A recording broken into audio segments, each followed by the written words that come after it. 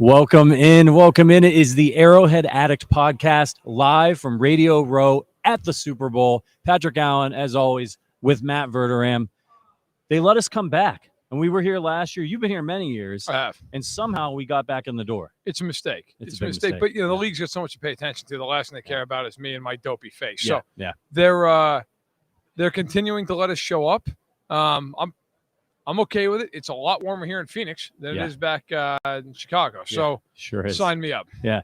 Now, if you're listening to us with headphones in, we landed this morning. So, we're working hard. We hustled on over here. We don't have our audio set up just the way we want it yet for this stream. So if you're listening to us with headphones, make sure you have both headphones in because we're going to be kind of coming left, coming right. So you want to hear both of us. If you don't want to hear Verderame or me, take out the corresponding headphone and just have one in your ear. That's right. So go to, actually, maybe this is an upgrade for the podcast. Oh, just take out both headphones. Right?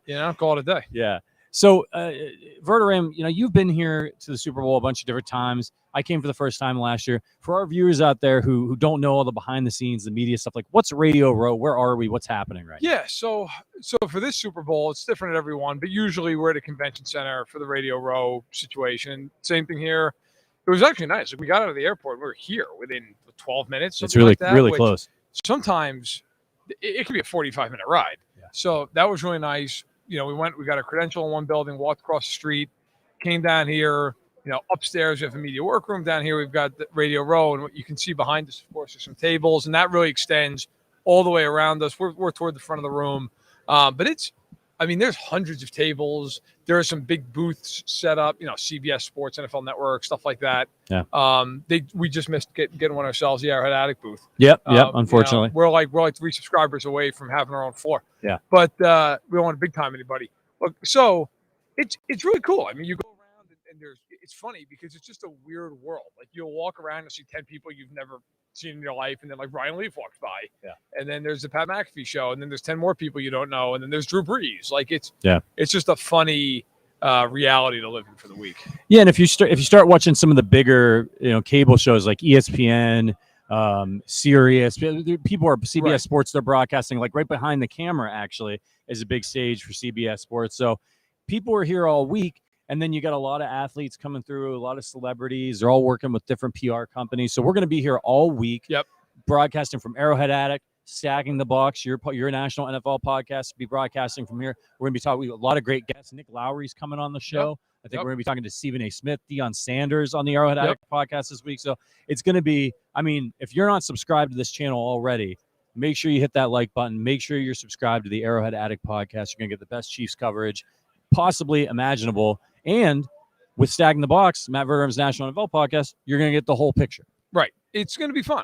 We have a lot of special guests. I know tomorrow we have guests wall to wall. Same thing on Wednesday. We have Chiefs availability tomorrow as well. Right. Yep. We'll be talking to them. We'll talk to them tonight as well. Media night.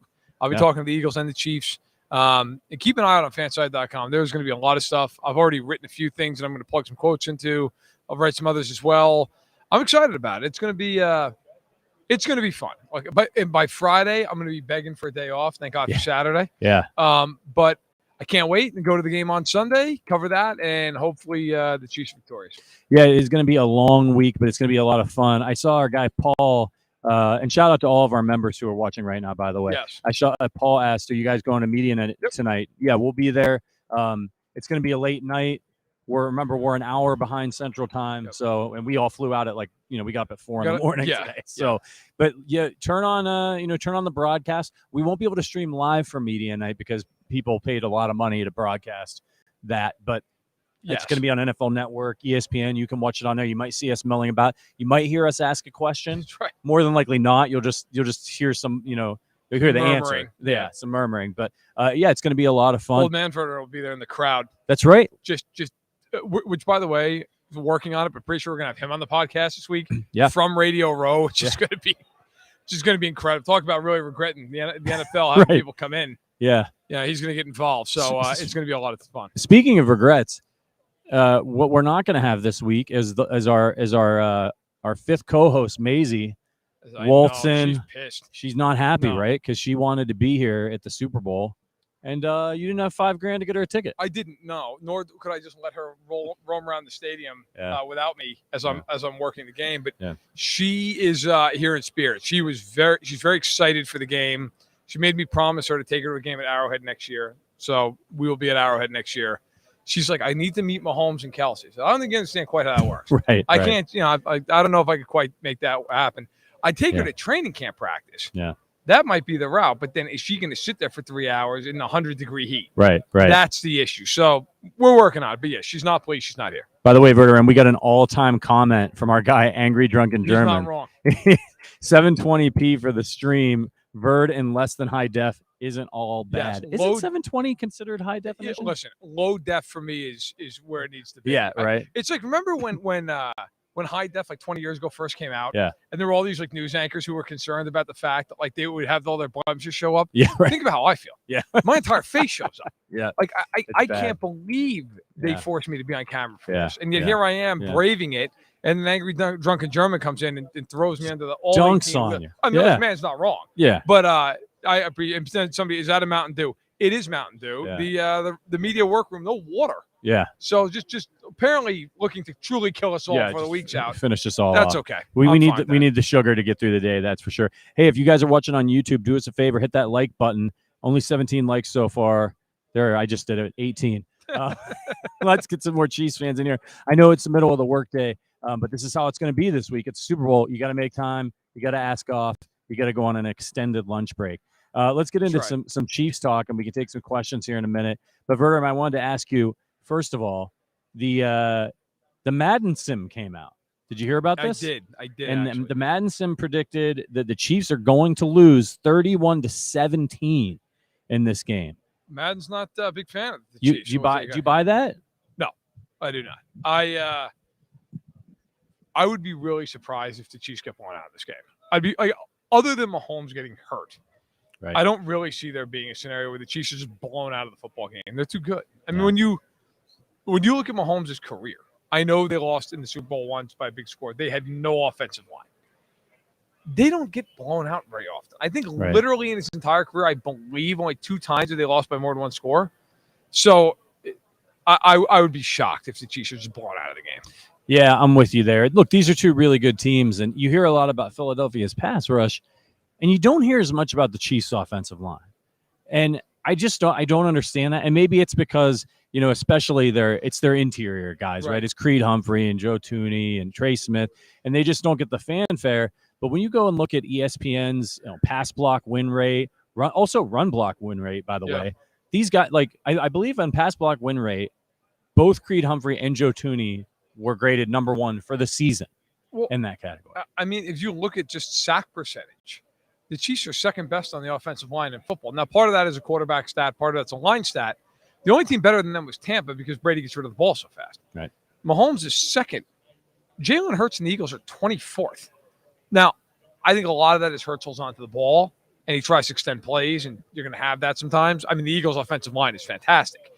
But it's a weird analysis. You kind of hear like, well, can the Chiefs' offensive line hold up? And it's like, well, both offensive lines have 2 All-Pros and 3 Pro Bowls. Yeah. It's not like the Chiefs are some bum fest. Right. And one of those guys, by the way, is not named Trey Smith. Yeah. So, look, I think, and we were talking about this before the show, if the Chiefs can just play it even up front, I think they're in really good shape. I think for the Eagles, they have to win up front. They have to be able to get pressure.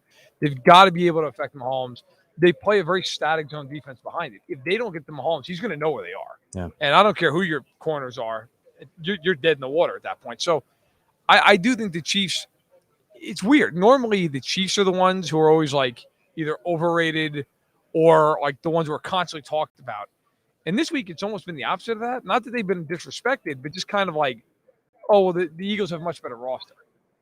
I don't know. I don't know that I necessarily feel that way. Yeah, I've heard that a lot. I saw Peter King say something similar. I saw Peter King say he thought that the line should have been 6 with the Chiefs being underdogs, and that just seems bananas to me. That's crazy.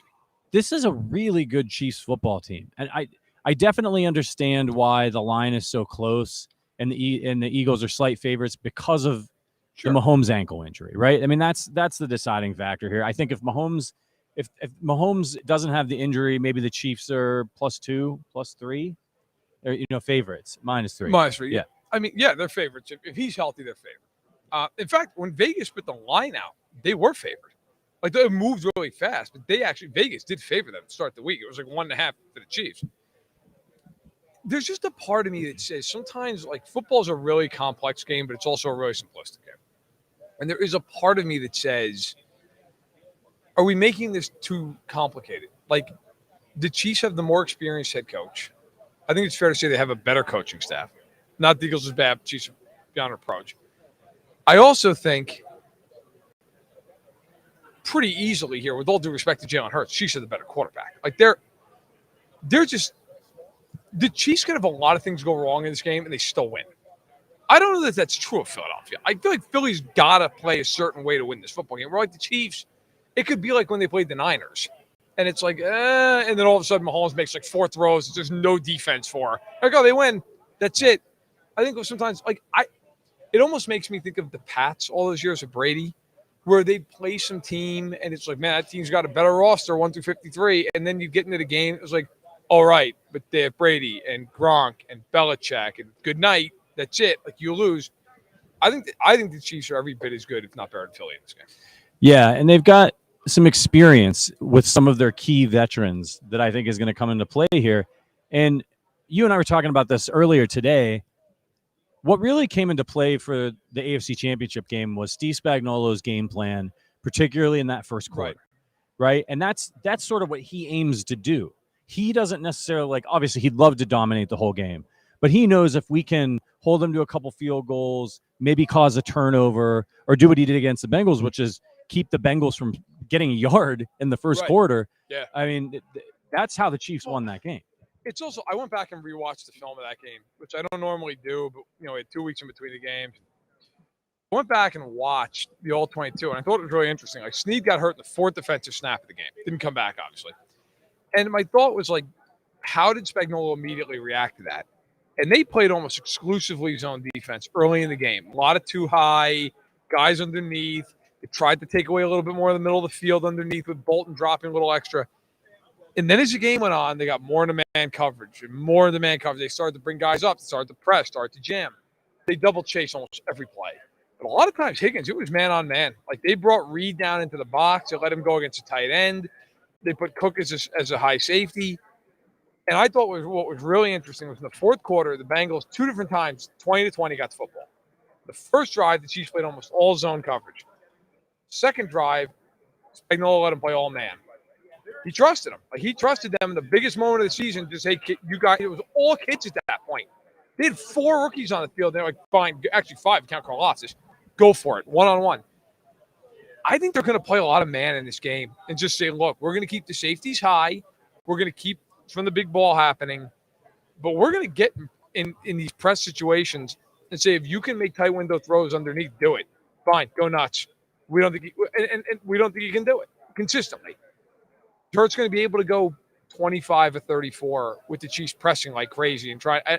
The other thing is, do you make them hold the ball? Do you make them hold the ball 3 times? That's the game in a game like this. That can be the game. I'm very fascinated to see how they play it. I'm personally concerned about stopping the run in this game. This is an Eagles team that likes to run the football. They want to run the football. It helps set up their passing game.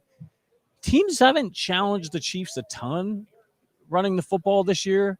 They tend to like to throw on them a lot, and maybe that's because of the young secondary. I don't know what it is. There were a few games there where Josh Jacobs, who had a great season, ran all over the Chiefs, made things difficult on them.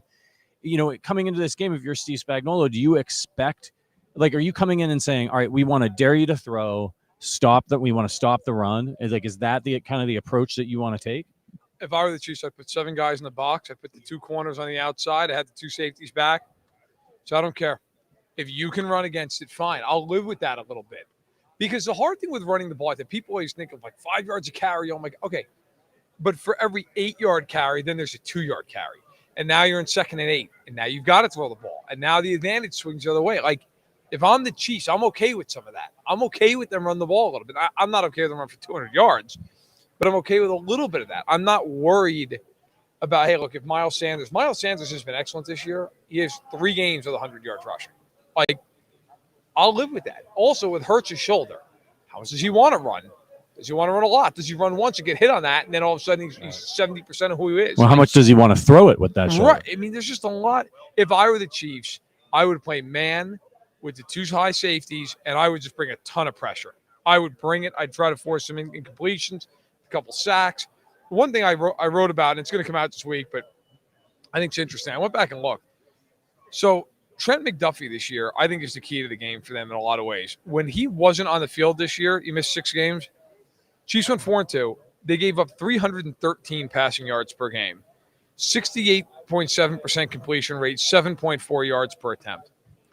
With McDuffie, they're 12-1. They're giving up 102 yards less per game in the air. The completion rate goes from 68.7 to 58%, and the yards per attempt drop from 7.4 to 6.1. Now, that's not all McDuffie. Part of that is when he's there, it gives Snead versatility. Like, they can interchange who's inside, who's outside. When they're in base, they're both inside. Here's a crazy stat. Since McDuffie's came back in week 9, the Chiefs have played 780 defensive snaps. He's been on the field for all but 8 of them. Never comes off the field. Yeah. And so all of a sudden, you have, if it's base, it's him and Snead outside. If it's nickel or dime, one of them kicks in, but you still have the other guy outside. It gives them so much versatility. I think that's a huge thing in this game when you're trying to confuse a young quarterback. Do you think another one of the reasons why the Chiefs are maybe underrated a little bit this year is because of the way that their secondary struggled at times, particularly early in the season with the young corners? And, you know, Tony Romo said it in the AFC Championship game. Hey, these guys aren't rookies anymore. At this point in the year, they're veteran players, you know, and they're growing up. Do you think we're going to see that come to fruition? And did we see that come to fruition against the Bengals when they lost L'Jarius Sneed and they still held their own, you know, held the Bengals, that really explosive offense, to 20 points? Yeah. Look, I think a lot of times in anything in life, like first impressions, they last. The Chiefs early in the year, their pass defense, as I just outlined, when did McDuffie miss those games? He missed them early in the season. Early in the year, their pass defense stunk. Like, it wasn't good. They were getting pressure, but they weren't able to get pressure without blitzing. Everything's changed the last half of the year. McDuffie comes back. These other rookies have played really well. Karlaftis has gone from a guy who couldn't get a sack early in the year, gets one every game now. Like, everything changes. Sometimes it's a little thing. McDuffie comes back. Now Snead can kick outside. McDuffie can play inside, or vice versa. Karlaftis starts getting sacks. Well, now guess what? If you double Jones and you actually hold him off for a series, you have him, you have Clark, you have other guys who are going to win. I think the Chiefs defense, I saw, in fact, somebody, I forget who it was, but somebody put on Twitter that EPA, expected points against, since week 10, the Chiefs are the second best defense in the NFL. They're better than Philly. And it's looked that way in the playoffs. Trevor Lawrence was playing great going into that game. Couldn't do anything. Joe Burrow, it was all week, the whole conversation was is he going to usurp Mahomes? He's better than Mahomes. Mahomes is on one ankle and threw for 326. Burrow was in hell in that game. Whether it was them sacking him or making him hold the ball, he threw 2 picks. With all due respect to Hurts, he's not Burrow. And the Chiefs gave him all kinds of problems. We get a couple of super chats that came through. The first one was from Stephen Beal. Appreciate you, brother. Mac has a new Chiefs song out. Is a must hear. We'll have to check that out. And then our guy Evan, how big of a role do you guys think CEH will have? Hope y'all are having a good time over there. Yeah, so CEH, if you haven't caught up on the news today, he was activated. He'll be he might not be active for the game, but he is activated off IR. Right. McCole Hardman goes to IR. He's not going to be able to play this week. I can kick us off on this one, Verderame. I don't think he's going to get I don't think he's going to touch the football. If I'm being honest with you, maybe he'll get an odd carry at some point if somebody needs spelled. I think he jumps Ronald Jones. Would you say he if they're going to go in with 3 running backs that he's active and Ronald Jones is inactive for this one? I wouldn't be surprised at that. I think look, he might get a carry or 2. That's it. I mean, they're not. They would be out of their minds to take Pacheco off the field so they can give CH 12 carries. They're not going to do that.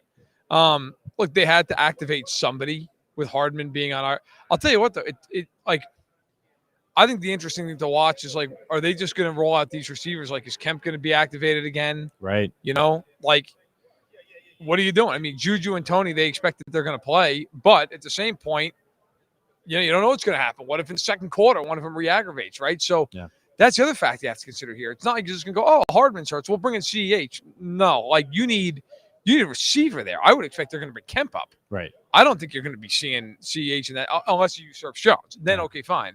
But I think that's it. I mean, I don't think he's going to be some huge factor. And Kemp's a guy that can play special teams as well. So I know, that's pretty much, he was kind of the, he was like the great value version of Matthew Slater for the Chiefs there for a while. The one guy, he never really actually caught the football. But he came through for them last week in a spot, caught a ball. So God bless him for that.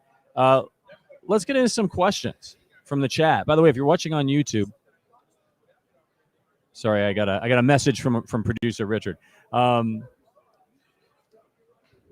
it from Hunter, Richard? Okay. Gotcha.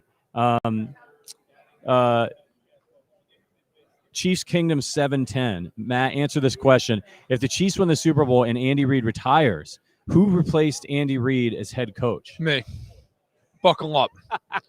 Oh, man. First of all, I don't think he's retiring. Second of all, I mean, if they had to, if he just up and was like, I'm done, Matt Nagy or Bieniemy. Yeah. I almost think it'd be Nagy, honestly. I feel like it'd be Nagy. I do too. By the way, I'm not gonna actually, hell with it, I'll say it. Chris Sims put out a list. He went over on Pro Football Talk with Sherry and Williams, who does amazing work covering the NFL, and then Miles Simmons.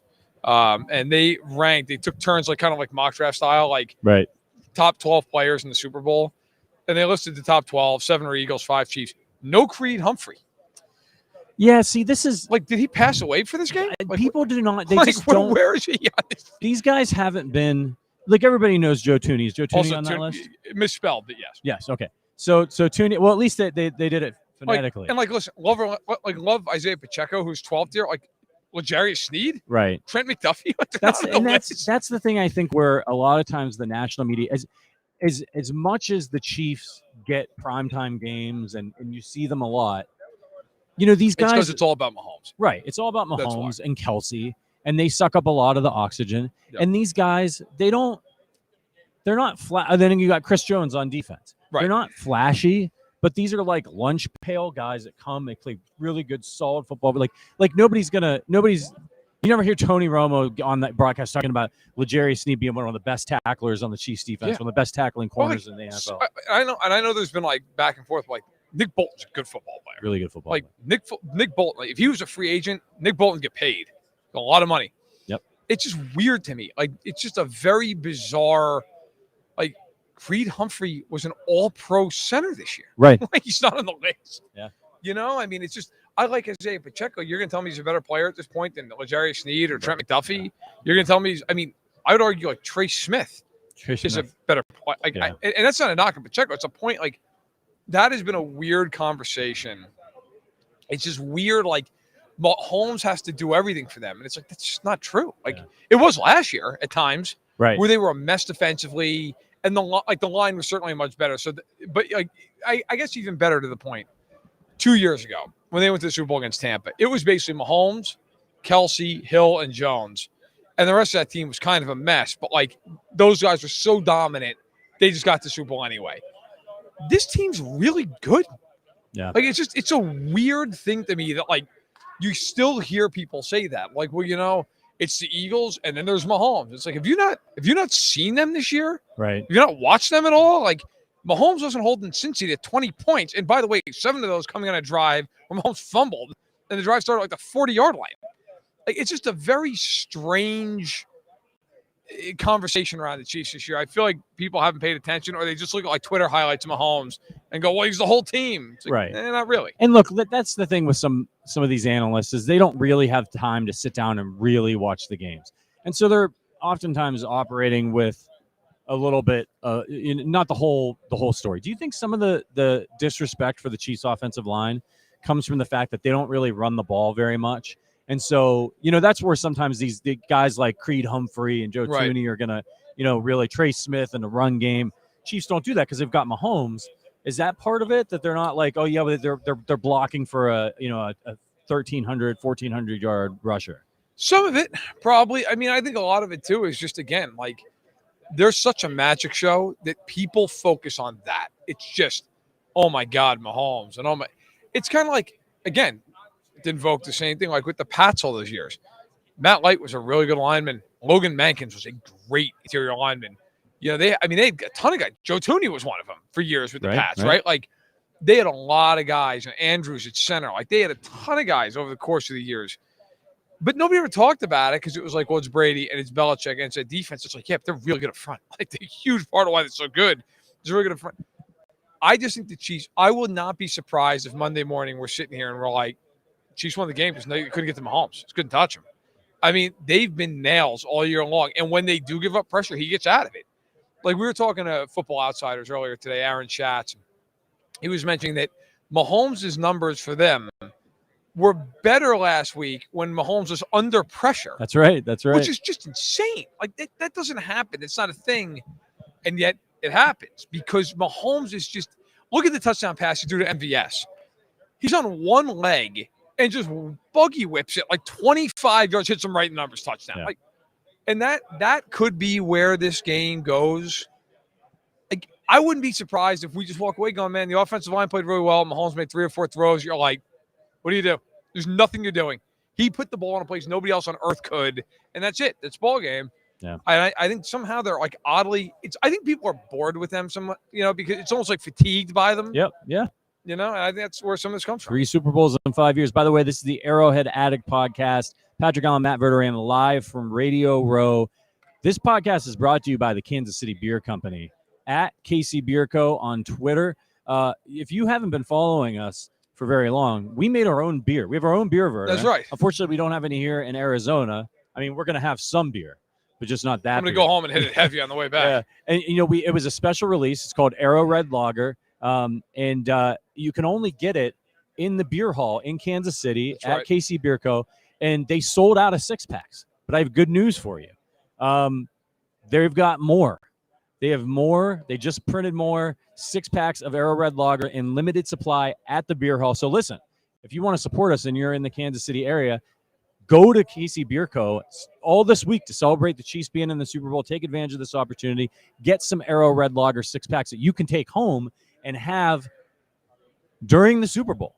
Like, if you want to be out at a bar, you want to be work the next day, whatever, you want to drink at your house and watch the game, go get some Arrowhead Lager. It's back, and it makes us look good because if you guys keep going to their place and buying our beer, they might keep giving us money. Yeah, and that'd be nice. Yeah. I'd sign for that. Yeah. So make sure you check that out. Arrowhead Lager at KC Beer Co.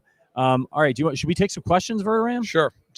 Let's dive in. So make sure if you are watching on YouTube, send in your questions. We'll try to get to as many as we can. Anything is on the table. And make sure you hit that like button. There are over 300, last I checked, of you watching us live on YouTube, but only 97 likes. What gives? This is a free stream. All I'm asking for is a click. I got up at 4 a.m., damn it. We got up at 4 a.m. Okay. You know what that's like when you got 2 kids? Yeah. I slept in my office on the couch so I wouldn't wake the family up. Yep.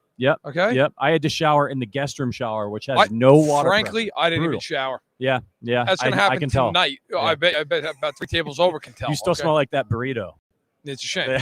The burrito it wasn't half bad, though. Was it good? So, for the love of God, give it a like. Will you please? I haven't bathed yet today. So send in your questions. Super chats get priority, of course. And we get one from Stephen Beal, Verderame. Now, I don't know if you've started your draft stuff yet, but David Girardi could be a sneaky offensive coordinator. Oh, this is offensive coordinator. Offensive coordinator pick when EB leaves if they don't pick Nagy. Do you think it's Nagy if EB leaves for OC? I do. Because Mahomes has familiarity with him. I think that and Mahomes just spoke glowingly of him. Like, let's be real. Mahomes is hiring that offensive coordinator. Right. I mean, that's just reality. Like, until he's not the quarterback of the Kansas City Chiefs, he's going to have such an ungodly amount of say in that bill. And he should. Like, if you're the Chiefs, the last thing you want is an Aaron Rodgers situation, right? Where all of a sudden, like, he's unhappy and there's all this talk of, like, I don't know. He wasn't happy with it. Listen, it's like when they traded Hill and afterwards, Mahomes was like, yeah, I was aware it was happening. Like, we talked about it. I understood why. Like, that's the way to go about this stuff. And so if EB moves on or they move on from EB, fine. But then it's got to be, hey, listen, like, this is what we're thinking. What are you thinking? And if he says, yeah, I really think Matt Nagy's the guy, then he's the guy. He's the guy. Like, then he's the guy. Yeah. And that's what you do. Yeah, I agree. It'd be good for him, right? I mean, he had a head coaching stint that didn't go well in Chicago. You can argue some of it was his fault, some of it wasn't his fault. Not to cut you off, but he coached, I believe, 4 years? 4 years. Yeah. He had Mitchell Trubisky as a quarterback. Right. They went to the playoffs twice. Yeah, right. Like, it wasn't like he was an abomination of a head coach. Like, they made the playoffs twice, and they won their division once. Yeah. I mean, look, I'm not saying Matt Nagy was Vince Lombardi and got railroaded here, but, like, if you told me Matt Nagy ever gets a second chance as a head coach, I wouldn't be like, oh, my God. Like, it's not like Nathaniel Hackett, where you were just like, oh, no. Like, that's not going to work out well. Yeah. I actually thought, to be fair to him, given what he had, I thought it could have gone a hell of a lot worse, to be honest with you. Yeah. Yeah. Mitchell Trubisky making a Pro Bowl. We got a question from Graham Harper. Hey, guys, love your work all the way from Scotland. How do you... First of all, we're international, Verderame. Beautiful. It's pretty cool. How do they solve the problem, the 3rd and 1 issue? This is just, this might drive Chiefs fans crazier than anything. Like more than Andy running the football or, some of those things. That they've got this great offensive line that have good run blocking grades, and they just can't seem to convert a 3rd and 1. So they should be able to pick up a yard, right? They are a pro football team, a pretty good one. 3 feet is not much. And yet for the Chiefs, it might as well be 3 continents. Like, they can't pick it up. That said, I think a big part of it is just, look, they don't use a lot of power. That's not what they do. Right. Doesn't mean that let me be clear. That does not excuse the fact they can't get a yard. I don't care what you use a lot. You should be able to get 1 yard. I don't think they're fixing it on Sunday. I'm not going to tell you, man. I think, you know how they're fixing it? With, like, jet sweeps and quick throws. I almost am to the point, as much as I hate saying this, because I believe you have to be able to pick up a yard, the hell with it. Like, just go spread and, like, run a jet sweep or throw a little quick pass. Whatever it takes, just get the yard. I don't care. Right. The ultimate troll move here would be if it's really late in the game and it's like 3rd and inches, just sneak him. Nobody in the world's going to expect him to do it. I've been waiting off, I've been waiting for the Mahomes sneak. Look, these teams, especially a game like this, they know everything about everybody, right? Like, you don't think the Eagles are incredibly aware that he hasn't snuck the ball. And so if they line up like that, there's going to be a thought in Phil, like, hey, he's not going to sneak it. He's not going to sneak it. Don't go for it. He will walk to a first down. Like, they'll just fall over. Right. So I honestly think, like, if it's late in the game and they have, like, 3rd and goal at the 1 or something, sneak it. Yeah. I mean, what the hell? I mean, unless he's completely adverse to doing it, go for it. I know they want to be careful with him, obviously, but, like, that thing was such a freak accident. It really was. I don't want Mahomes, and now he's got a bad ankle, so that's another consideration in a game like this. But if they got to have it, because when they do the only problem is when they do the thing with Kelsey, they know he's probably doing a sneak. Whereas if Mahomes goes up there, like you said, right, they're going to be like, this probably isn't a sneak. Can you imagine if, like, they put Kelsey in the center and everybody in the world expects him to sneak it, and then Kelsey just drops back and goes deep? Yeah. That's Andy Reid's fever dream, by the way. Yeah. Like a deep ball to Derek Nottie. Right. It's a corner post. Just takes. So, like, that's the one thing in this game, and I'm covering it, so I've got to be like a complete professional and sit there and just, like, nod my head. I am fully expecting, especially against this old team, Andy to just one play in this game, they do something that I am apoplectic halfway through the play. Like, just a double reverse pass from, like, Joe Tooney. Right. He's throwing the ball to Trey Smith. He's eligible. It's just, like, it's coming. It's coming. How about a Creed Humphrey jump pass at the goal line? So handoff to Creed and then a jump pass. That would be amazing. They did that with Dontari Poe, didn't they?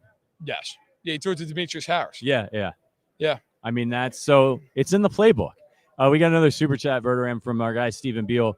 Biggest draft needs: interior defensive line, wide receiver, offensive line, or other. This is an interesting one because this is a team that doesn't have a ton of, like, gaping holes. I know a lot of people are going to say right tackle, and I think that that's somewhat misguided. I think, could you upgrade there? Yeah. But You've got a really solid offensive line. You have young players all over your defense. Is it receiver?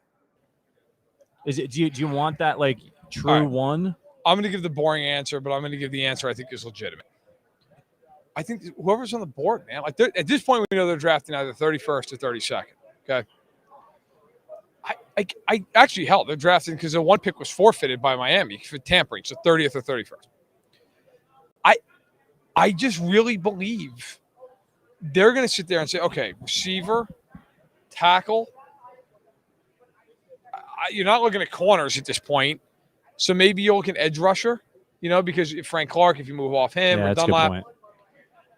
And then you want to say safety? You want to throw safety in there? I don't know that that's a first-round need. You have Cook and Reed locked up. But I think receiver, tackle, edge rusher. Who's the best guy on the board? Yeah. Who's the best guy on the board? And they're good enough now to where they can do that, which is great. Yeah, it's hard. When they were picking like 5th and taking Eric Berry, you pretty much could look at the board and go, all right, Bradford's going first, Sue and McCoy are going 2 and 3. And if Berry gets past, whoever it was, you're like Washington, it's going to be Berry. You just knew based off the roster. Yeah. They're picking 31st. Plus they've got 10, I think it was 13 picks. They could very easily just go, trading up. They did that with McDuffie. Right. So it's so hard. Somebody they really like. If there's a guy there that they really like at 20, they can go up and get the guy.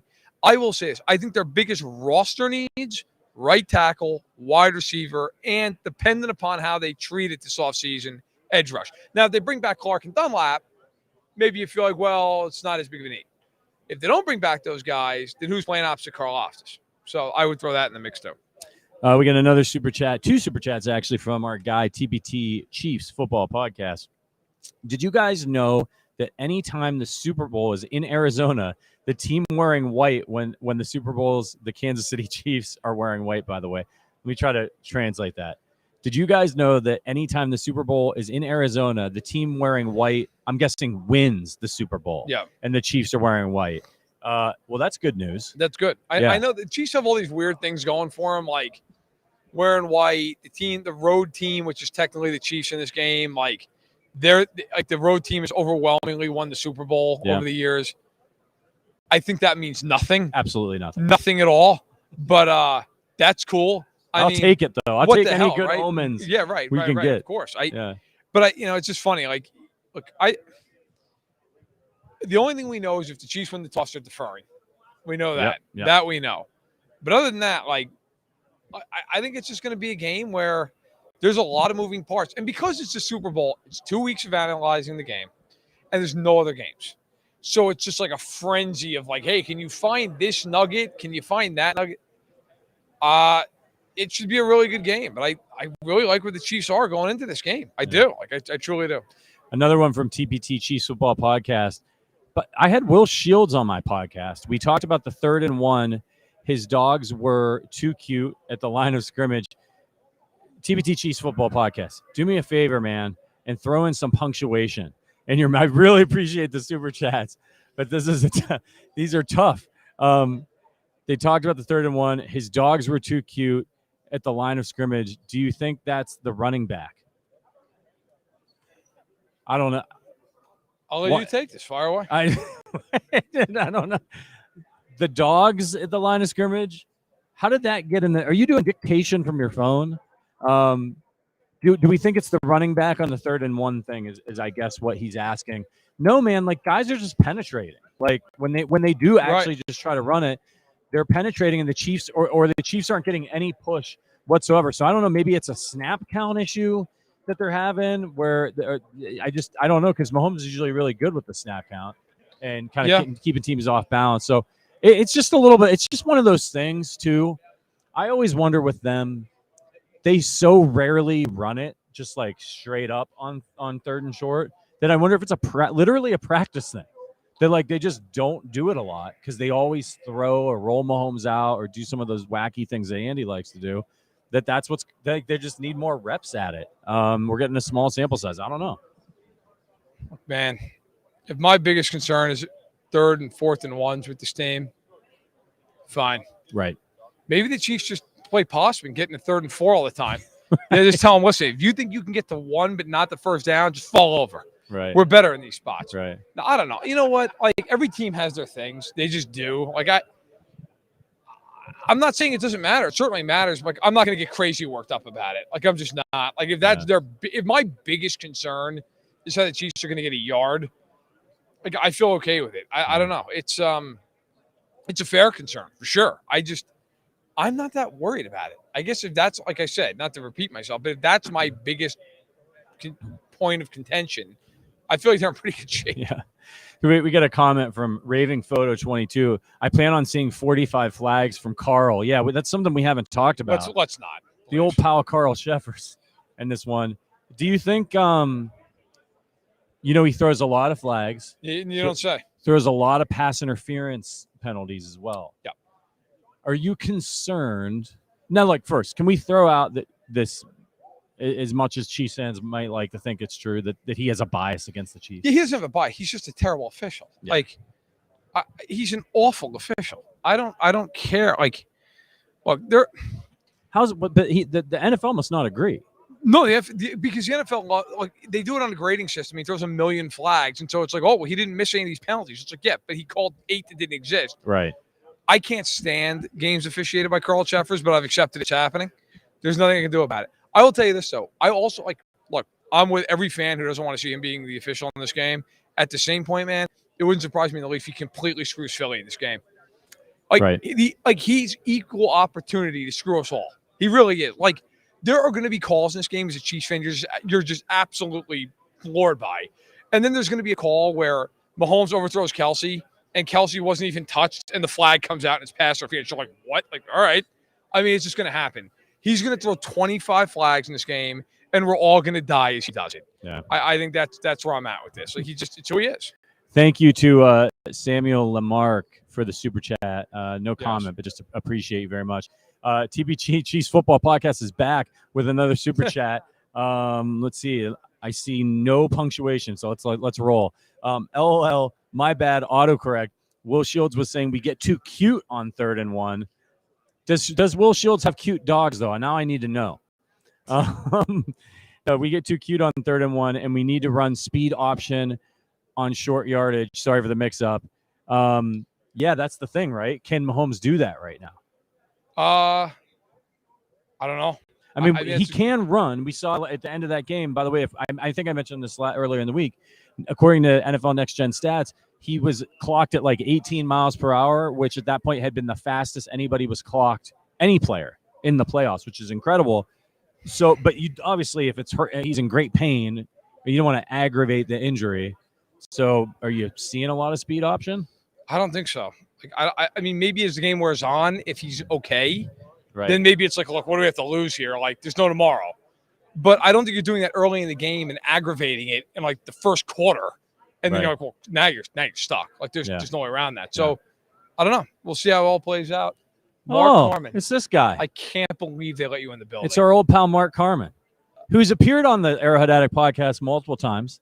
That's true. I just want to tell you that I'm so proud of you guys. I miss you every day. And to all my Chiefs fans out there, Robert Murray, who completely dogged me yesterday and was supposed to have lunch with him. He's supposed to pick me up at the airport, offered him dinner. Sorry, I'm going to Target. My Baseball Insiders guy, just nothing. He ditched you to go to Target. He says no comment from across the table. Absolute, like I was straight nothing. Hey, I threw him a bunch of options all day long. No response. Sorry, I was off my phone. The guy's never been off his phone before in his life. That's okay, Bert. No problem. So he big timed you.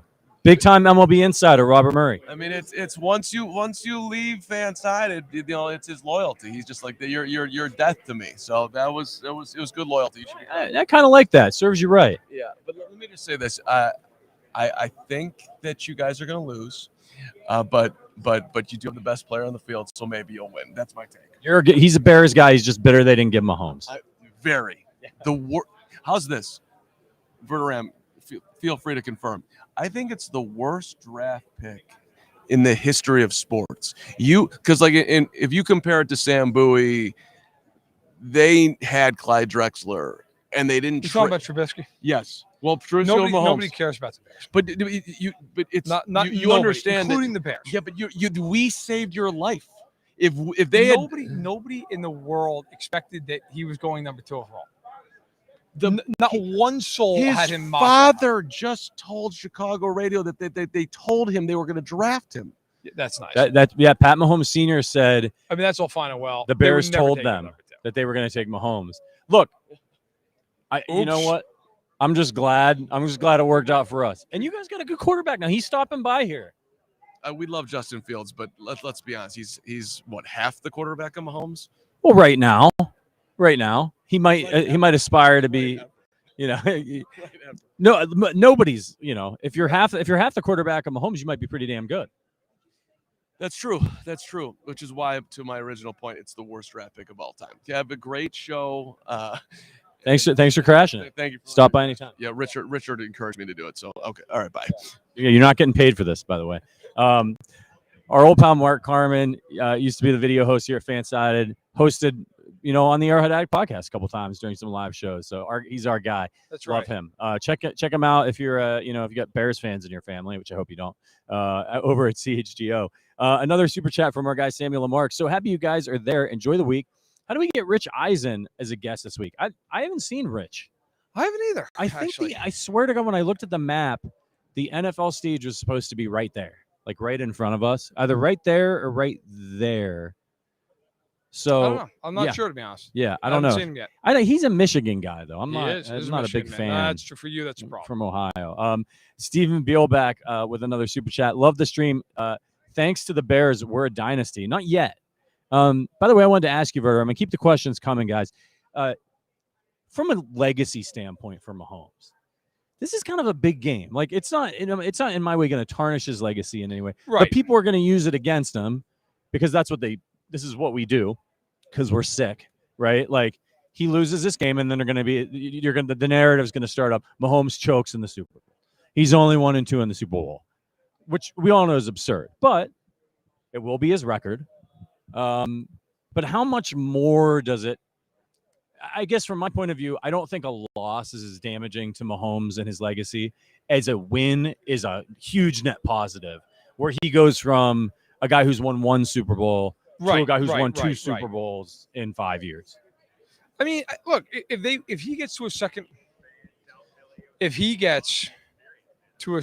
title, you start looking at him in a different way because historically speaking, in the Super Bowl era, I think he's the 10th quarterback. I'm doing this off the top of my head. I think he's the 10th guy to win 2 Super Bowls. Right.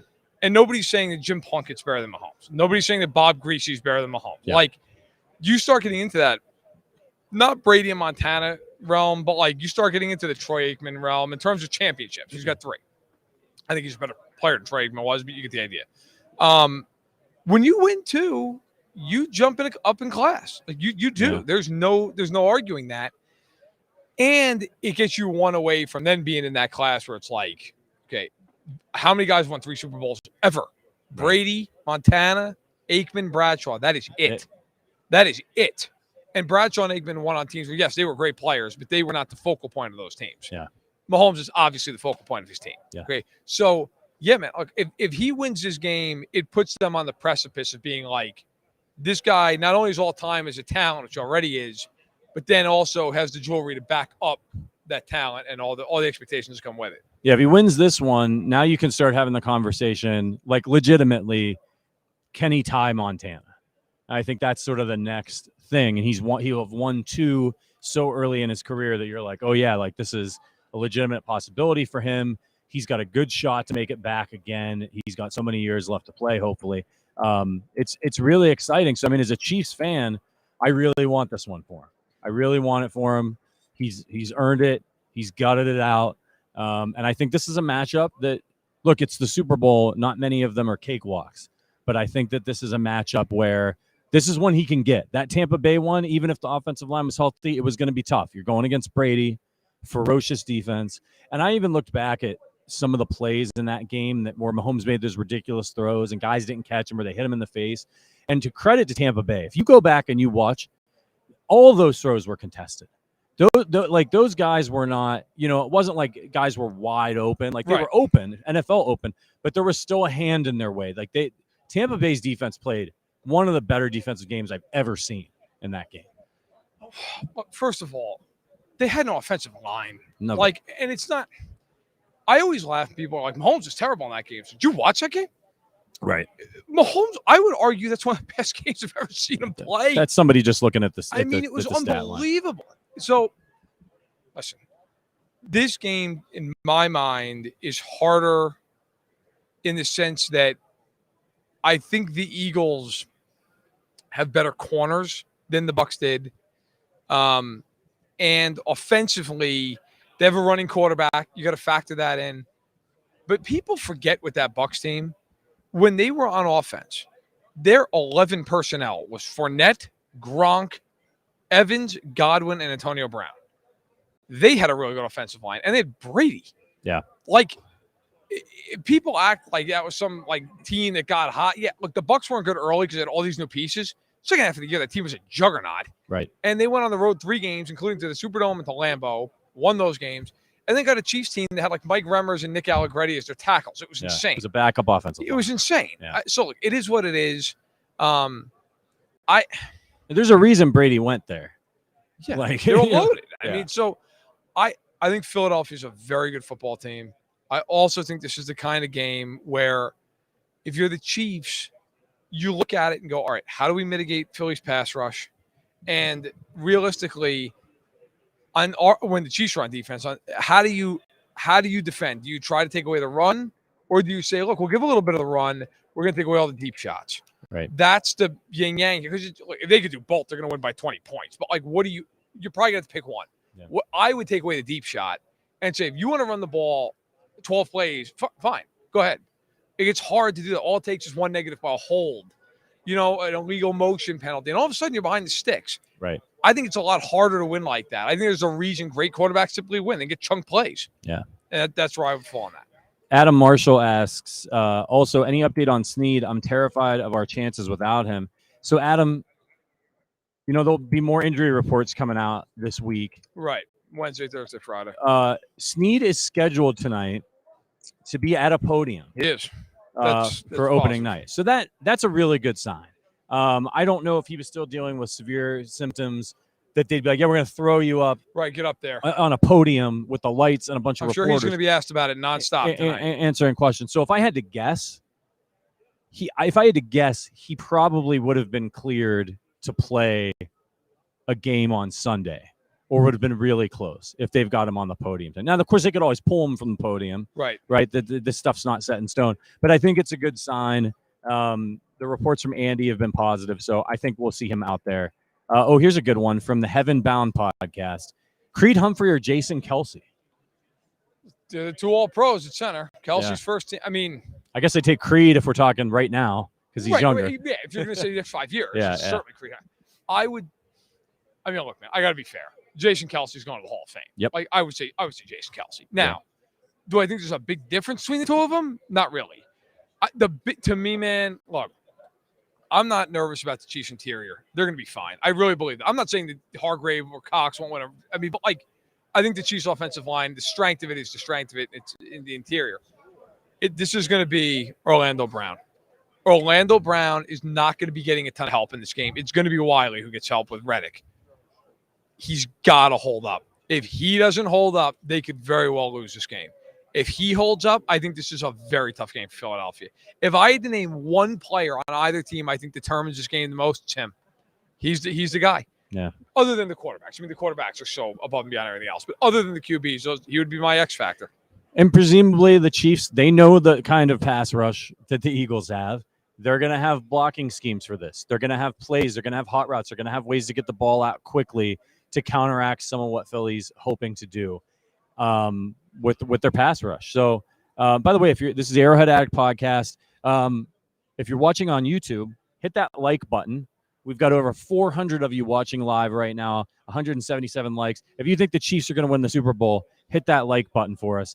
And real quick, just a piece of business to get to. Got a really sweet promo for you guys. Our friends at DraftKings. If you want to support our podcast, if you want us to be able to come out here and do shows like this at the Super Bowl, look, I'll be honest with you. It ain't cheap. It ain't cheap to get out here. You know what a hotel room costs down here? It's not good. We're passing the hat. Yeah. we're in bunk beds out here. Okay, so if you want to support the podcast, a great way to do it is to sign up with one of our betting partners, especially if you've never bet with them before. So this DraftKings promo, this is a pretty good one. It's bet $5 on the big game and get $200 in bonus bets instantly. So it doesn't even matter. Just make a bet right now, and then you get $200 in bonus bets to put more money on the good guys, maybe the ones wearing white and red. So here's what you do, though. You got to go to DraftKings, and you got to use the code Arrowhead. That's how we get credit for it. That's how we, Verder and I don't have to sleep in bunk beds tonight. Enough of you do this, and we can get our own rooms. It'll be great. This is for new customers only, 21 plus, present in Arizona, Colorado, Iowa, Illinois, Indiana, Kansas, Louisiana, Maryland, Michigan, New Jersey, New York, Pennsylvania, after being awarded. So you got to be present in the state that you make the bet in. See the full terms at DraftKings.com. If you have a gambling problem, call or text 1-800-GAMBLER in Illinois, Indiana, Maryland, all those states I just read, 1-800-522-4700 in Colorado and Kansas, 877-8-HOPE, New York, or text HOPE, New York in New York, 1-800-NEXT STEP in Arizona, 888-789-7777 in Connecticut, 1-800-BETS-OFF in Iowa, 1-877-770-STOP, or text 7867 in Louisiana. Call or text TN REDLINE, 1-800-889-9789 in Tennessee, or 1-888-532-3500 in Virginia. Was that a Super Bowl worthy? It's Monday. It's Monday. It's Monday. Right. By the time we get to Friday, Friday, way, I know we got to roll here in a minute. We're coming up on an hour, but I gotta say, we really dropped the ball here. Like if the Chiefs win the Super Bowl, we should definitely go to the parade. We've completely screwed that up. Yeah, because the parade probably Wednesday. I think so. Yeah. Yeah, like we could just land and just drive. Yeah, like do you have to go home? Who are you asking? I mean, I'm just saying. My wife needs a car next week, but you and I are landing at the same time. Right. We can just drive to my place. You can crash in the guest room. Yeah. And next morning we just head to Kansas City. It seems like I have my car. Let's do it. Like I'm down. We'll do a live podcast out there. Maybe we can go to Tanner. I'll just tell my wife that I got to work. It's fine. She's not. Maisie might be watching this, but there's no chance my wife is. Yeah, might have to. In fact, you know what? That's one of those things that my wife bring Maisie down. She wants to meet the Chiefs. Yeah. That's the way to do it. Yeah. Although she might see inebriated players on the team, but that's okay. She's not gonna know the damn difference. Yeah. But we really got to figure that out. If they win, we're dropping the ball big time for not. Yeah. I've got to go to the Chiefs parade. 100%. I'm in. So, Richard, can you get me our schedule when you get a chance for the week? I want to prep everybody for what's coming. Let's get a couple more questions before we get out of here. Somebody said we should climb Camelback. Is that a mountain out here? I don't know if you've seen Verderame and I. Not built for that. We're not. Yeah, we're not. That's my father just hiked like 7 miles up a mountain today. God bless him. How old's your dad? 62. Nice. And also, I think we'll be the first one to tell you not built to climb up a mountain. So God bless him. Oh, here's a really good question. All right, this one comes from Mr. Parks. Question: if you could teleport one Chiefs player from the last decade to play in this game, who and why? The last decade? I think I might go. Jeez, man. I think I'm going to go prime Eric Berry. I think this is a game. Yeah, I mean, with Jalen Hurts, where I'd want to see prime Eric Berry. I'll tell you Let's go man. Defense. And maybe this is stupid. Jamal Charles. Just put him on that offense and cook, man. Yeah, right. Like or how about this? But would they give him the ball? That's the question. How about this? Tyreek Hill. I thought about that. Yeah, I thought about that. But I don't know. I honestly, like, you could make a case for the last decade. I mean, would you go with like a Brandon Albert or Eric Fisher? For right tackle? No, man. Mitchell Schwartz. Oh, that's why. That's why I would pick. Yeah, because if you put him at right tackle in this game, you'd be like, yeah, we're good. We're good. Yeah, we're good. We'll slide toward Orlando Brown. We don't care. Right. You know, if we each get one, I like that a lot more. If we were adding Eric Berry on defense, Mitchell Schwartz at right tackle, you're winning. Like, you're winning the game. I mean, geez, like if you put Schwartz over there, you're like, all right, well, that's done. That's taken care of. I mean, I'm sure most of you remember because you watched it, but like people didn't see Mitchell Schwartz, like just don't realize how unbelievably dominant he was week in and week out. Like just crazy, like no pressures, nothing. Like, okay, that's it. Like whoever's over there, it doesn't matter. The guys are raised. He was incredible. Somebody says, Maddie B30 says Kareem Hunt or Jamal Charles. Kareem was a beast when he was with the Chiefs. Yeah, Charles was kind of at the end of the line. Jamal Charles is one of the best I've ever seen, though. Like, you know why? Because Charles has the capability on any given play to just see it, he's gone. Like, and that's it. Yeah. Like, and also Jamal Charles can catch the ball too. Right. And I'll tell you another thing about Jamal Charles. He could block. Like, you never take that guy off the field. To me, man, if there's any Chiefs player in my lifetime that I felt bad for that he never won, it was him and Derek Thomas. Right. Those two. I mean, you could argue Tony Gonzalez too, but like, I always felt so bad for Jamal Charles. Like, he just missed that window of that. And it was like every year of his career, they had 8 guys in the box because they couldn't throw the ball. Like, can you imagine that guy with Mahomes? I don't know what you got, like 5 guys, 6 guys in the box, and it's like, all right, here it comes. Can you imagine if he was on the Jamal Charles with Mahomes with Tyreek Hill? Oh my God! Like, I just can't. This is a family show. Yeah, so let's not get too carried away. All right, so the schedule for the week. Let me just pull this up here before we get out of here, so you guys know when to catch us. I'm on the wrong tab, Richard. All right, Super Bowl. So we're gonna be back I'm on the Thursday. What the hell day is it? It's Monday. It's only Monday. Monday, man. We'll be back at 2:30 tomorrow. We'll be streaming for a couple hours. We're gonna have our guy Matt Connor is gonna join us, the editor-in-chief of Arrowhead Addict, which you need to be reading all this week, by the way. If you want to know what's going on with the team, stick to arrowheadaddict.com. Nick Lowry's coming by. He is tomorrow. We're gonna have. So I've got the list in front of me. I don't want to give away the whole shebang here, but like tomorrow, we're gonna be on from. No, this is let me do Central Time. Yes, we're gonna be on at 3:20. And we're going to be on for a couple hours. So we'll be here doing that. And we will have Nick Lowry, as you mentioned. Yep. We'll also have a PFF guest. That's right. We're going to ask the hard questions. Yeah. Like, can we get uncomfortable? Like, what the hell? How is Mahomes ranked behind Burrow in the AFC title game? Did anybody watch that game? Right. So we'll ask that question. I'll take that. And then Wednesday, we're going to have Stack in the Box and Arrowhead Addict, both streams going at once. We'll be here. We have a lot of people here. We have Kay Adams again, who's become like a co-host, basically, the podcast. We have TJ Hawkinson, Trey Wingo, among others, many others.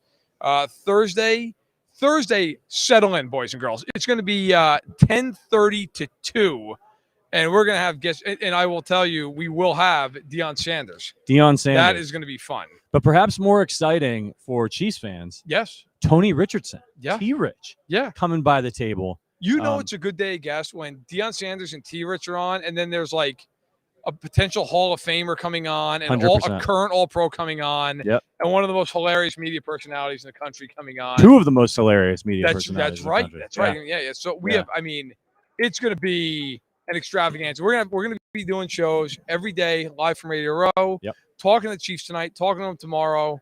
You name it. We're going to be there. I cannot wait to cover all bases. Yeah, and keep an eye on our Twitters. That's the most important thing, because we're going to be pumping out content tonight from NFL opening night. We're going to be talking to Chiefs players. We're going to be going to Chiefs media availability in the morning out at their hotel. So we're going to have a ton of exclusive content. Some of it's going to get uploaded to YouTube. Some of it's going to be on the Arrowhead Addict TikTok. Some of it's going to be on arrowheadaddict.com, maybe fansided.com, on our Twitters. Right. So you need to be following at Matt Verderame on Twitter, at Patrick Allen on Twitter, at Arrowhead Addict on Twitter.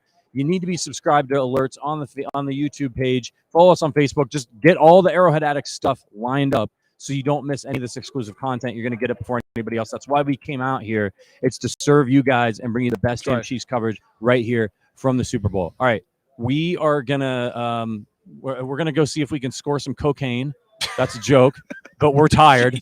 So maybe something can I say that? How about just soda? Huh?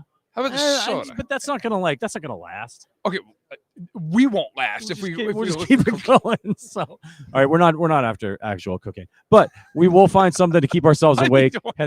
Can you imagine us like in an NFL opening night? You're asking a coach Reed, I'm on cocaine. I got up at 4 in the morning. I just want to ask you about the game. You know, so Time's yours. Yeah, time's yours. The last Super Bowl. Oh, your last Super Bowl. All right, we're This gonna guy get down here, give him the question. we're gonna get out of here. Keep an eye on our Twitters for more Chiefs coverage, but we will see you tomorrow right here live from Radio Row. For Matt Verderame, my name is Patrick Allen. Shout out to producer Richard for keeping us streaming. We will see you guys tomorrow, but until then, go Chiefs. Stay away from the cocaine.